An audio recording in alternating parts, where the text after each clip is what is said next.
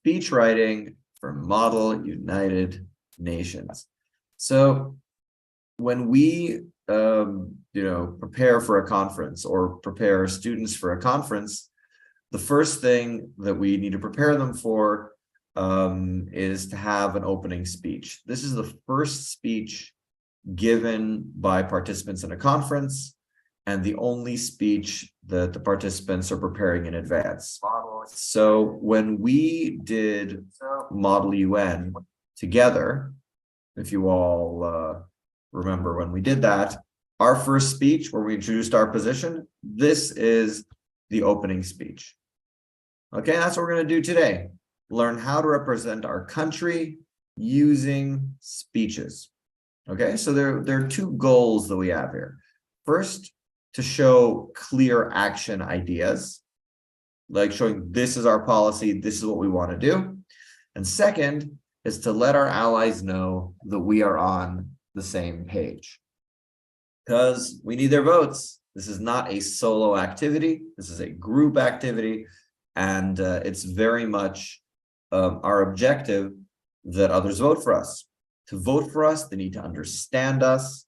They need to agree with what we say and be willing to support. So that's our goal for today. How in 100 words or less, be able to show a clear idea that others can get on board with. Where this fits in the Model UN superstructure is here. It's a second step. First, we research. We don't come and do our speeches from nowhere. We prepare them in advance. And eventually, after we speak our speeches, we find a group, we write down our ideas, and we vote together. So speeches for Model UN is a formula CIA, which we're going to learn right now. The goals of speeches, let's have someone read. Danielle, please read us the goals of opening speeches in Model United Nations. To make a strong first impression, show research, have good ideas, and are a good country to work with. Wonderful. Thank you. So we want to make a strong first impression. It's the first time people are hearing us speak. To show that we had research, show that we have good ideas, and are a good country to work with as a result. So we need to do all of this in roughly 100 words. Okay, so the CIA speech writing formula stands for clash, information, action. These are the three parts. Clash is 1 line, information is 2 lines, and action is 3+ lines. So our whole speech is going to be a few lines longer, maybe. But when teaching this to a new group of participants, you want to emphasize that clash is just 1 line. Come up with 1 line. It's not an essay. It's not a paragraph. It's 1 line. Okay, so what is this magical line that starts our whole process? Clash is what you want to do. And it comes to the idea of where your idea meets other ideas and tries to, work its way through. To read us about clash, Sigalit, please read the slide. Clash, specific, practical, wait. Sorry. Okay. Disputable policy that can get a majority in 1 sentence. What you want to do to solve the problem in 1 line. Okay, excellent. All right, so breaking it down, clash is a specific, practical, disputable policy that can get a majority in 1 sentence. And this is how you want to solve the problem. Okay, so let's break this down because it's a bunch of different words, but it's a very important definition. Okay, let's have somebody read. Stacy, can you please read us the different, words broken down? Okay, specific, 1 clear interpretation, practical, real world manifestation, disputable, someone must disagree, get a majority, 50% plus 1, 1 sentence, only 1 period. Very, very good. Okay, so looking at this, specific means there's 1 clear interpretation. Feed the class, not specific. Buy a pizza for Stacy is More specific. I'm not buying her sushi. I'm not buying the pizza for somebody else. Practical, real world manifestation. It needs to be something that we can actually do. You know, buy a pizza the size of the moon is not really going to work, but order a pizza from Domino's might. Disputable. Someone has to disagree. If no one disagrees, no one is going to talk about it. The most debated topic is one where you're going to have 50-50 on either side. And that the whole room will talk about potentially. But that's going to miss the next one, which is getting a majority of 50% plus one. So your idea someone needs to disagree, but if you pick something that everyone disagrees with, you're not going to get your majority. So if we're dealing with, let's say, a famine in Kenya, and I am Belgium, and I say we should build a Belgian waffle factory, you know, to feed these people. All the factories should be in Belgium with Belgian workers and lots of UN money, millions to support this Belgian waffle initiative. So you need to find that fine line. And then one sentence. When there's a period, it's over. So that means that whatever amount of words the idea is, it's not a paragraph, it's not going to be too long. And this is very, very important when we're trying to calm students down, because model United Nations sounds scary. Okay? So for this slide, and this is online on the same website that I've shared with you before, and I can share this afterwards, you need to make sure that that one sentence meets all of these criteria.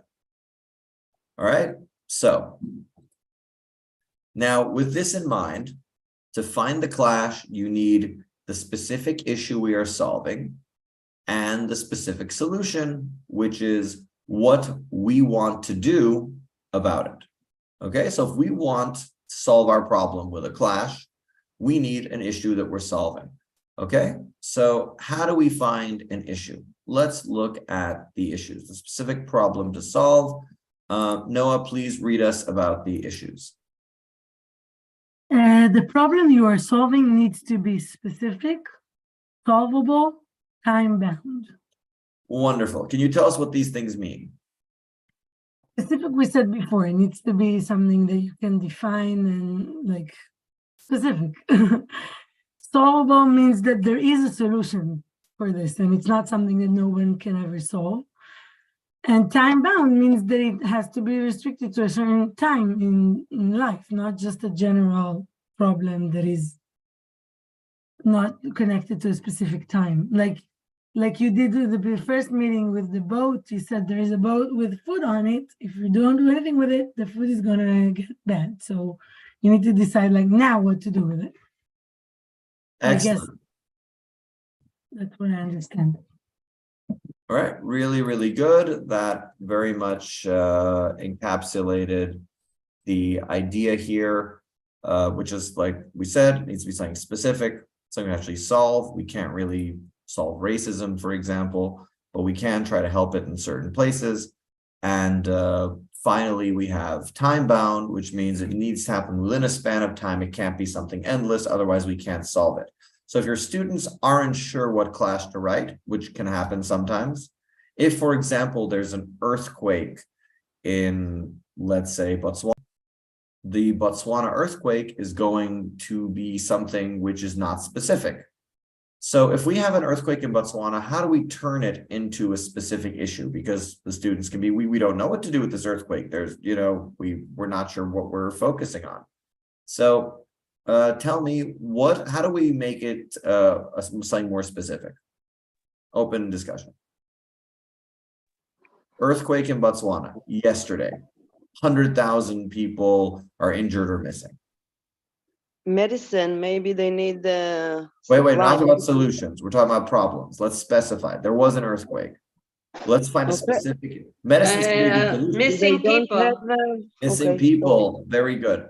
So missing people, where would they be missing in an earthquake? Under buildings, like in Turkey. Under buildings. Okay, so people missing under buildings. Okay, is this specific? No. It's more specific than before, but it could be even more specific. Okay. It could be more specific, like missing people in residential neighborhoods or in the outskirts. Or yeah, we could even pick a specific street. Or also, it could be that they don't have enough equipment to deal with it on their own, because otherwise that wouldn't be a problem. Exactly. By the way, first of all, excellence. That's another specific problem, saying where there isn't enough equipment. But we're going to stay with the first one that we said, people buried under buildings. We could pick the street. But yeah, people in residential areas, we can say a certain residential area. People buried. Can we solve it? Can we help the people who are buried? Yes, Yeah, we can. We can dig them up. Very good. Is it time bound? yes. Yes. If we don't dig them Very. up, exactly. So in this case, we've taken an example of a bigger issue and turned it into something we can solve. Now, if we know people are buried under buildings, can we instruct a crew to dig them out? Help people after the earthquake. That's not a clear instruction. Dig people out from under a building is. Okay, now let's go with Noah's point, because this is also, I feel, just as valid. Noah, what was your idea? I said that the problem that people are buried under buildings is like a result of the earthquake, but it could be solved without the UN doing anything if the country has enough crews on their own. So maybe the point of view for the UN needs to be they don't have enough crews, they don't have enough equipment, they don't have enough something to deal with it on their own. And this is why they need the UN's help. Excellent. So that, by the way, was a really good idea for another issue, lack of equipment, lack of, let's say, tractors. So is lack of tractors to dig people out, is that specific? Yeah, it's specific. Is it solvable? Can we solve this? Yes, we can give them equipment. We can buy more tractors. Is it time bound? Yes, because they need it now. Exactly. Perfect. So we see that from a vague general issue of earthquake in Botswana, we found out two issues we can solve. People buried, and on the other hand, we have lack of equipment.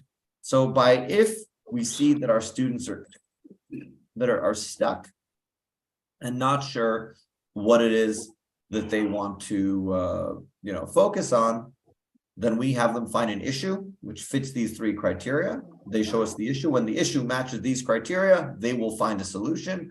That solution is the clash. Now, one very important note is in your opening speech, which you're writing, you don't repeat the issue. Everyone knows, like, the topic was given in advance. When we did our simulation, I gave the topic in advance.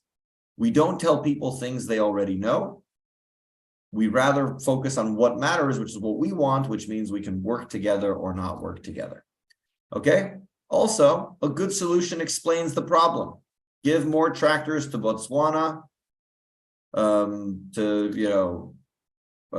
give more, I guess, like deep drilling tractors, or instructing crews to dig underneath buildings.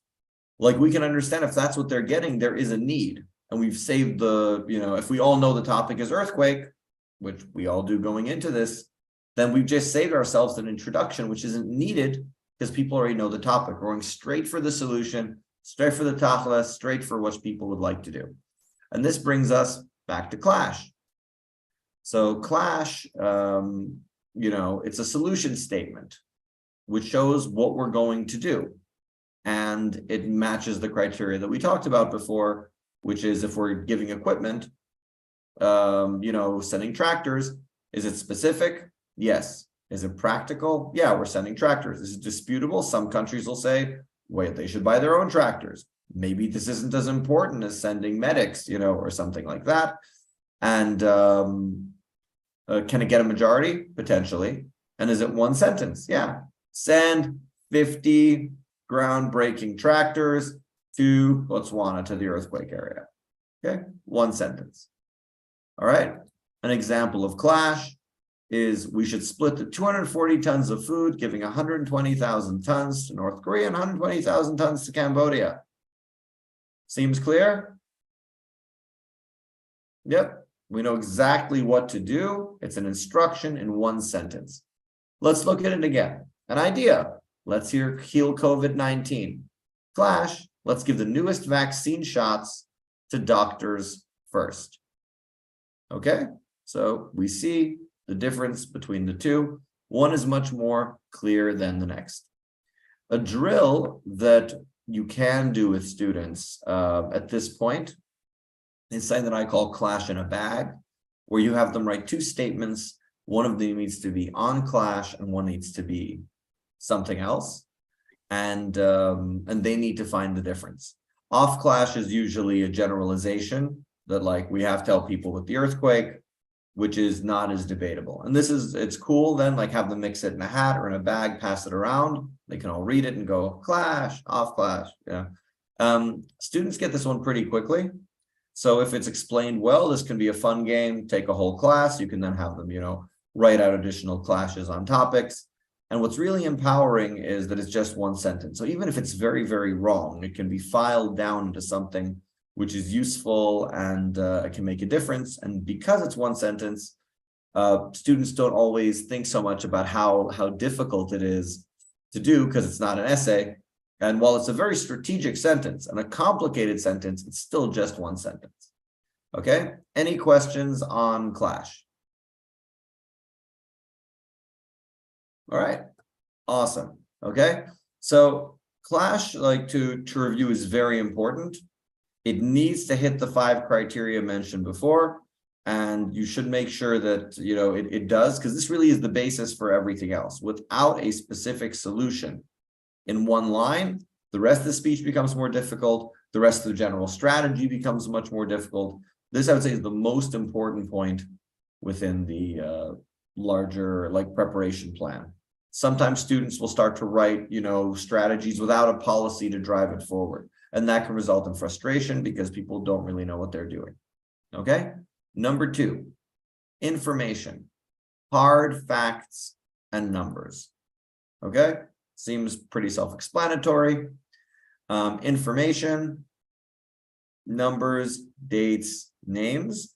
But I would say in our case, we want students to use numbers. I say the Daniel rule is use numbers. Don't go for names. Don't go for other word data. Numbers are the most impressive and have the strongest effect. So I see why not, do others. Hard facts are important because it shows something exists in the real world and is not just an opinion. All right, we're now going to look at a joke. Noah, you're going to read character number 1, and Danielle, you're going to read character number 2. All right. Noah, take it away. Sarcasm doesn't get you anywhere.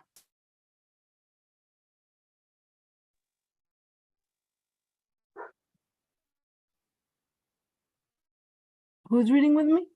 Danielle. Wait, can you hear me? Yeah, we hear you. Now we could. Noah, do it again. I am sorry. Sarcasm Yeah, doesn't no, I get didn't. you. The screen. Okay. Noah, do it. Well, it got me to the. Start Yeah, from the nope. beginning. All right. Mike's on. Go. Action. Take 3. Sarcasm doesn't get you anywhere. Well, it got me to the Sarcasm World Championships in Uruguay in 2018. Really? No. All right. Good job. Probably one of the least smooth performances of this Sorry. comic. But it's at least we had the effort. Okay, so now looking at it a little more seriously. Now I want you to do the thing again, except this time leave out in Uruguay in 2018. Okay, so Danielle, you're still doing your part, so you can unmute yourself. All right, so we're gonna do it one more time. This time without that part. Go. Sarcasm doesn't get you anywhere. Danielle, you got to be ready. Well, the world.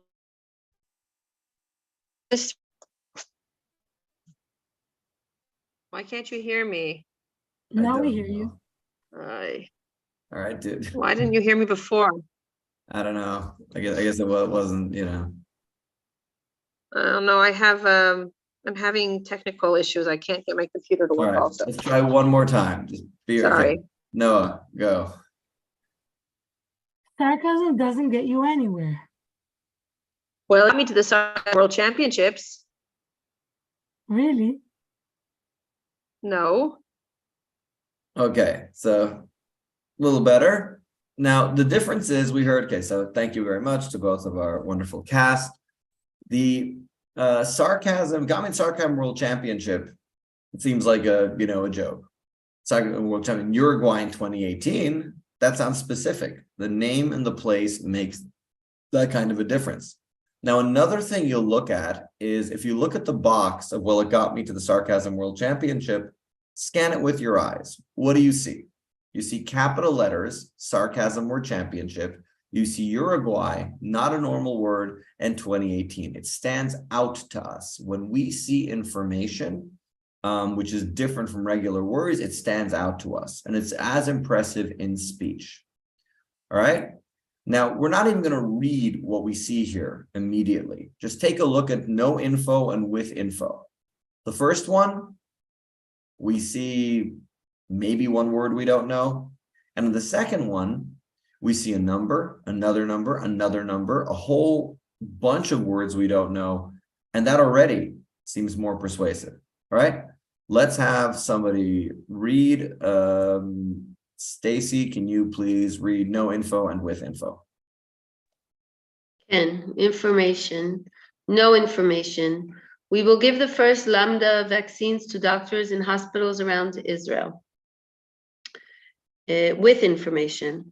We will give the first available fourth doses of the Pfizer Lambda vaccine to the 5,231 specialist doctors in the 44 general hospitals around Israel. Wonderful. Okay, so we see no information. We'll give the first doses to doctors and hospitals. The second one tells us the company, the number of hospitals, and it seems much more persuasive. Why? Because numbers are used. Maybe numbers that are easy to find.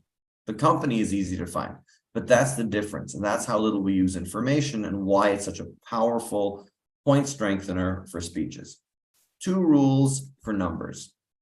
Rule number 1, use whole, specific, unround numbers. Okay, whole, specific, unround numbers. Do not round the numbers and do not use percentages. All right, let's take a look at why these are important. Okay, unround numbers are more persuasive. 10,000 police versus 10,622 police. A bunch of zeros, we cancel that more easily. It seems more of, the same expected thing. So all the more reason, sometimes it's even unround a number, add a 0 to 1 at the end or something. Because rounding is more general. It doesn't hit the same specific we did research, that we're trying to hit. Okay? The problem with percentages. All right, so we're clear on round numbers. Got it? Okay, percentages. We don't really know how to evaluate percentages. That's the problem. We hear it in our mind. Let's say 10% of class didn't show up today. We're like, okay, is class 4 people? So that's part of a person. Or is class 3,000 people? And then, there may be a pandemic. So the problem with percentages, we don't know how to evaluate them. For example, 30% of the buses in Tel Aviv went on strike. We try in our mind to think that's impressive. We know it's a lot, but a lot is also not a number. And that's why if you must use percentages, it needs to be tied to a real number. So you want to connect the percentage to a real number. 30% of the buses in Tel Aviv went on strike. Okay? So let's see. 30% of buses went on strike, which is 362 buses. That's 362 drivers. That's 18,100 people not going for a ride. Okay? So we took the percentage, we connected it to something real, and then we use that to further describe things. Okay, so that's what percentages. I'd say just switch the percentage for a number. People understand numbers, but if you're going to use a percentage, make sure that the percentage is connected to the number. So, you could show it's like, 90%, which is 362 buses. Okay, that's good. We got that. All right, so that's percentages and numbers. The drill that you can play here, Ostrat, please read. Show me the numbers, give a global situation, help the students add numbers. Excellent. So here you can pick anything in the news that is happening. It really, like, it can Good be, afternoon, I'm also here. yeah. You can have, by the way, this will also be any place where number data can be found. So for example, if we know that there was a, let's say there was a strike or a protest on a highway, how many roads were blocked? How many people were there? How many hours did it transpire? How many people needed to change the way that they were going? Things like that. So you could say there was an earthquake in Botswana. Give me some data. And people will look for numbers and use them. They'll sound smarter and feel good about themselves for sounding smart when they show the numbers.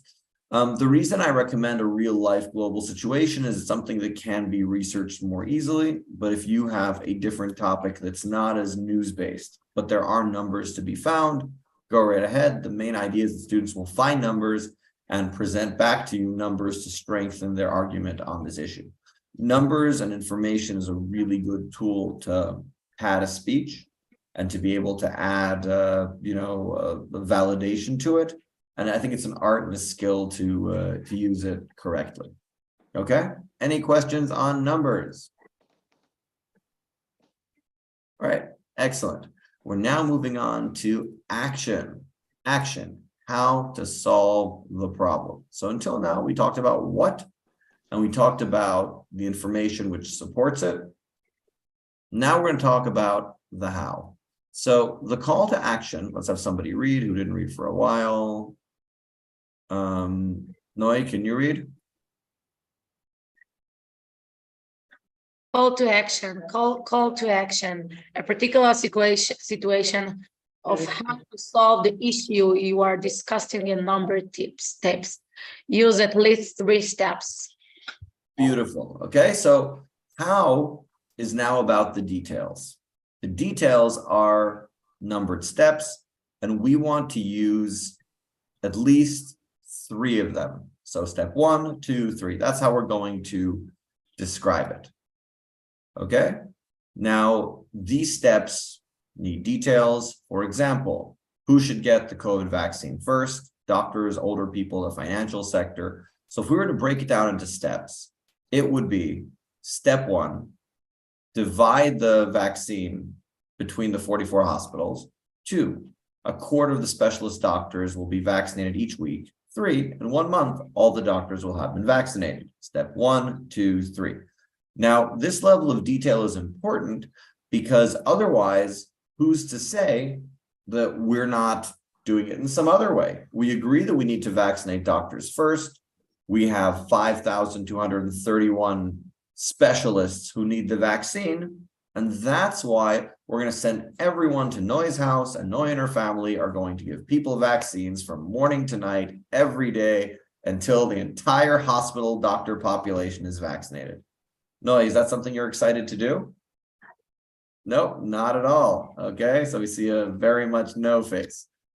Okay, so this is the idea that without the how, even though a clash is very important, it's lacking that type of detail. And in the end, we're working on an action plan that others are able to follow. So this is why the how needs to have at least 3 steps, probably not more than 5, to explain how the action is going to take place. It may seem obvious, but it isn't. If we say we're going to get pizza to feed the whole class, we assume we're going to order some pizzas. We're smart people. We have common sense.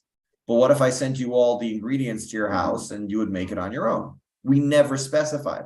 Now in life, we're used to having these shortcuts. We're used to having this conversation with people. It's just how it works.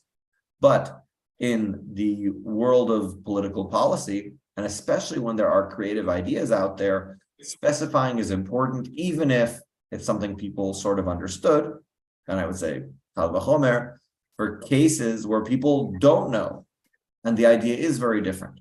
So how is the central part of the speech when we're creating them? Additionally, how is important because it's the instructions sort of like is done in the United Nations.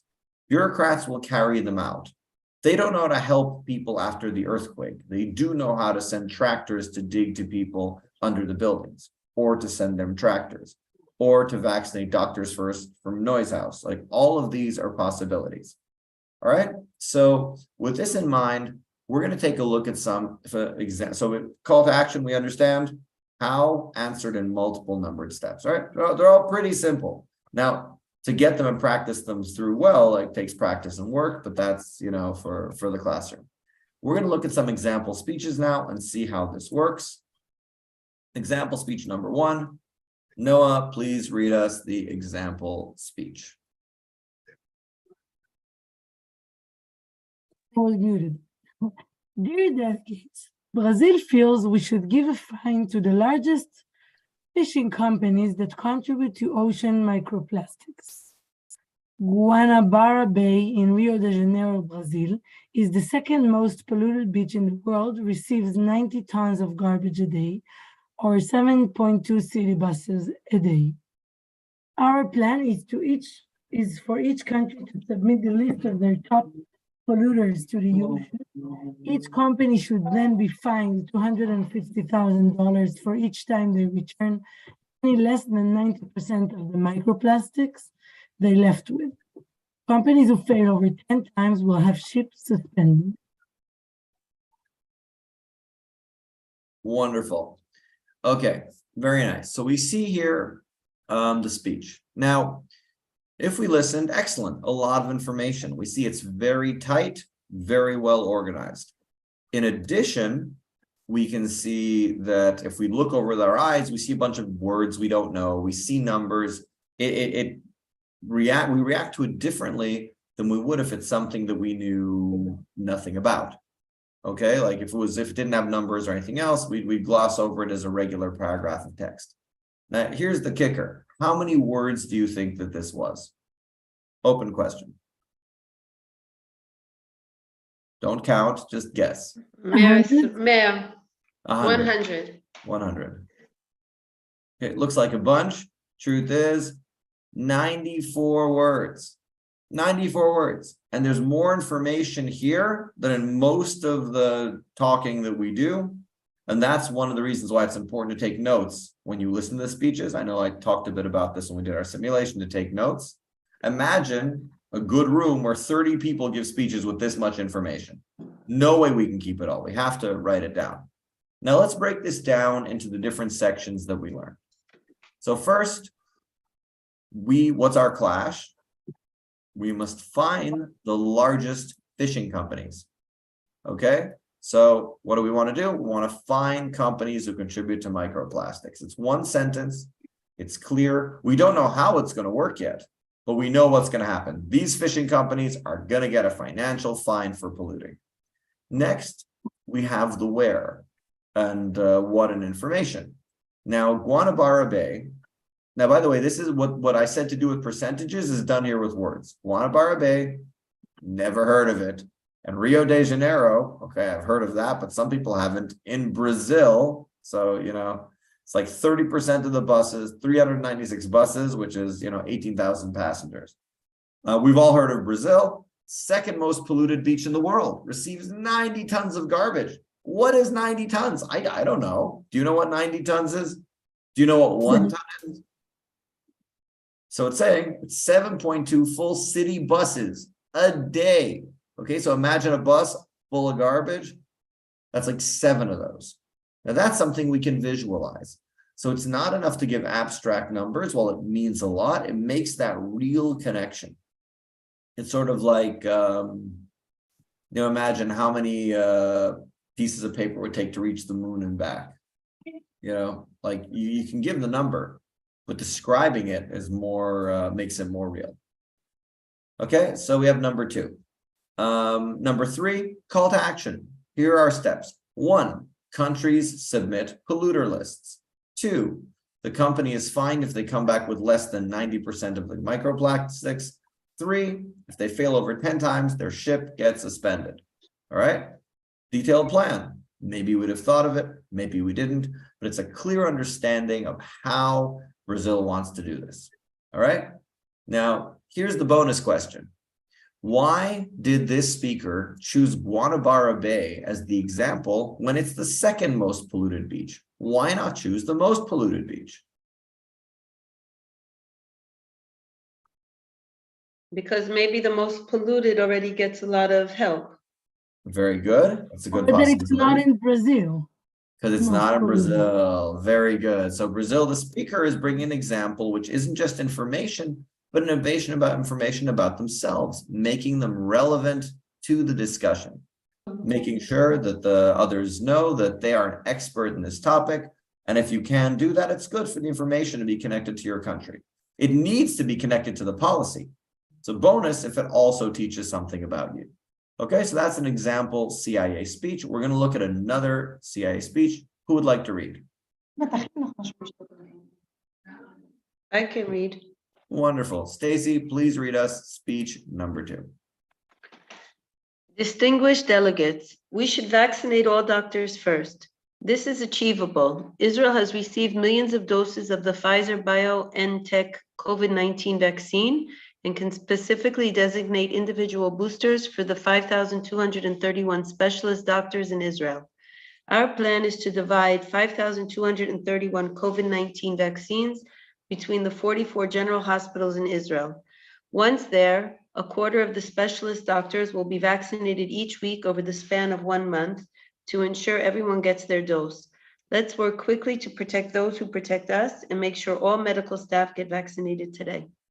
All right, beautiful, well presented. How many words was in this speech? Somebody guess. Probably also close to 100. Let's get specific, exact non-round numbers. 98. 98, all right. Anyone else? 89. 89, wow, all right. Anyone else? Vital, you want to guess how many words? 150. 115 115 words. Okay, great. So the answer is, drum roll, 91 words. Okay, now let's look at the breakdown. So vaccinate all doctors first. That's the clash. Sorry, 92 words. Apparently a word was added. Okay, so this is achievable. We see that there's millions of doses of the company specific thing and how many specialist doctors need to get it. So we see information in the name of the company, information about the doctors, then the plan. Step 1, divide the vaccines. 2, quarter of the specialists will get vaccinated. 3, over the span of 1 month. Steps 1, 2, 3. Now we see here at the end, there is white text that isn't highlighted. And it seems to be a bunch of words. We're looking here at 12, 14 words. What is this? So what is this last sentence? How would we describe it? The motivational sentence. It's what? Gives you motivation to get to a decision and start working. All right. Very nice. Okay. So yeah, that is correct. It gives you motivation. It sounds good. It feels good. And this is the key part of this, that this motivation at the end is what we would call a sound bite. And sometimes if we get the CIA overdone, we have time to do that, something for dramatic effect. But you see that it doesn't come at the expense of essential important information. First, you do the CIA. And if you have some extra space, you can add some dramatic piece. Instead of the opposite, there's speakers I saw who would give a quote. The quote would take 30 seconds out of the minute, and then they're left with very little time for their policy. So if someone wants to write something like that, it should come after the policy, slim down the policy, the CIA, and add extra things.